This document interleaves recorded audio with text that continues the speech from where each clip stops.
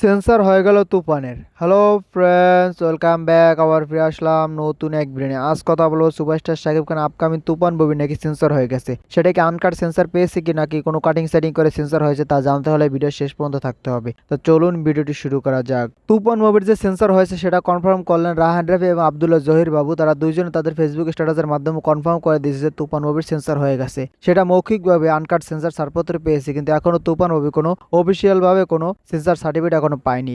মঙ্গলবার সেন্সর বোর্ডের সদস্যরা তুফান মুভি দেখেছে এবং তারা মৌখিকভাবে আনকাট ছাড়পত্র দিয়েছে। এখন দেখা যাক এই মুভির সেন্সর সার্টিফিকেটটা তারা বুধবার ভিতরে দেয় কিনা। আর যদি বুধবারের ভিতরে তারা সেন্সর সার্টিফিকেট না দেয় তাহলে বোঝা যাবে যে নতুন নাটক শুরু হয়ে গেছে, কারণ তারা মৌখিকভাবে তুফান মুভিকে আনকাট সেন্সর ছাড়পত্র যদি দিয়ে দেয় আর যদি সেন্সর সার্টিফিকেট না দেয় তাহলে কেমন হতে পারে ব্যাপারটা অবশ্যই আপনারা কমেন্টে জানিয়ে যাবেন। বুধবারের ভিতরে যদি সেন্সর সার্টিফিকেট পেয়ে যায় তুফান মুভি, তাহলে কিন্তু আমরা বৃহস্পতিবার বা শুক্রবার থেকে তুফান মুভির নতুন কন্টেন্ট দেখতে পারবো। হয়তো তুফান মুভির অন্য একটা গানও আমরা দেখতে পারি, অথবা নতুন কোনো টিজার দেখতে পারি, অথবা ট্রেইলার লঞ্চ করতে পারে রাহান রাফি। কারণ সেন্সর বোর্ডের ছাড়পত্রের কারণে কিন্তু বিভিন্ন হলে কিন্তু তুফান মুভির টিজারটা চালাতে পারে না। যেমন গুলশান হলে তুফান মুভির টিজার চালানোর জন্য সেটা কিন্তু সেন্সর বোর্ড অব্দি পৌঁছে গেছিল এবং তারা নিষেধাজ্ঞা দিয়ে দিচ্ছে যে যেই মুভি এখনো সেন্সর বোর্ড থেকে ছাড়পত্র দেওয়া হয় না সেই মুভির টিজারগুলো কেন হলে চালানো হচ্ছে তা নিয়ে কিন্তু অনেক কিছু হয়ে গেছে এখন, যার জন্য তুফান মুভির টিজারগুলো কোনো হলে চলতেছে না। বুধ বৃহস্পতিবার ভিতরে যদি তুফান মুভির সেন্সর সার্টিফিকেট পেয়ে যায় তাহলে কিন্তু শুক্রবার থেকে আবার সমস্ত হলে তুফান মুভির টিজার চলা শুরু হয়ে যাবে। কোন হলে চলুক আর না চলুক, কিন্তু গুলশান সিনেপ্লেক্সে যে চলবে সেটা কিন্তু আমি এখনই কনফার্ম, কারণ গুলশান সিনেপ্লেক্স এখন থেকেই তারা প্রমোশন করতেছে তুফান মুভি নিয়ে,